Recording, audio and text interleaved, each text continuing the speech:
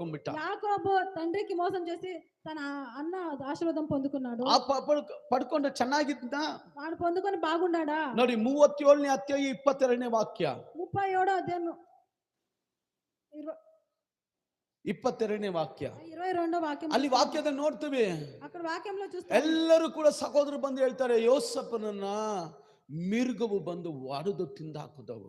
అక్కడ జనాలు చెప్తున్నారు, యోసేపుని ಅವನ ಬಟ್ಟೆ ನೋಡಿಕೋ, వాడిని బట్టలు చూసుకోండి, ಅವನು ಅಳ್ತಾ ಇದ್ದಾನೆ, వాడు ఏడుస్తూ ఉన్నాడు, ಗೋಳಾಡ್ತಾ ಇದ್ದಾನೆ. గోలాడుతూ ఉన్నాడు. ಯೋಸೇಫ యోసేఫా, ಯೋಸೇಫ యోసేఫా ಗೋಳಾಡ್ತಾ ಇದ್ದಾನೆ, గోలాడుతూ ఉన్నాడు, ಕಣ್ಣೀರು ಸುರಿಸ್ತಾ కన్నీళ్లు ಇದ್ದಾನೆ. పెడుతున్నాడు. ಏನ್ ಮಾಡ್ದ ನೀನು? ఏం చేస్తావు నువ్వు? ಸುಳ್ಳು ಹೇಳ್ದಲ್ಲ. ಸುಳ್ಳು చెప్తావు కదా. ಯೋಸೇಫನ ಸತ್ತೋಗಿಲ್ಲ ಲಿಟ್ರಲ್ ಆಗಿ.